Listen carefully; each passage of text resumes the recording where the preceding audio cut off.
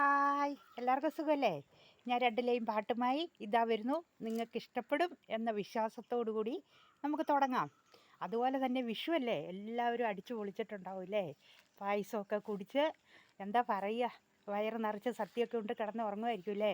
അപ്പം ജാതി ഭേദം ഇല്ലാതെ എല്ലാവർക്കും നല്ലത് വരട്ടെ എന്ന് പ്രാർത്ഥിക്കുന്നു. ഇതൊരു നോമ്പ് കാലമാണ്. എനിക്ക് നാളെ കഴിഞ്ഞൊക്കെ പ്രാർത്ഥനയിലായിരിക്കും. അപ്പോൾ എല്ലാവർക്കും നല്ലത് വരട്ടെ. അപ്പം ഞാൻ പാട്ടുമായി ഇതാ വരുന്നു. ഓക്കെ, നമുക്ക് തുടങ്ങാം.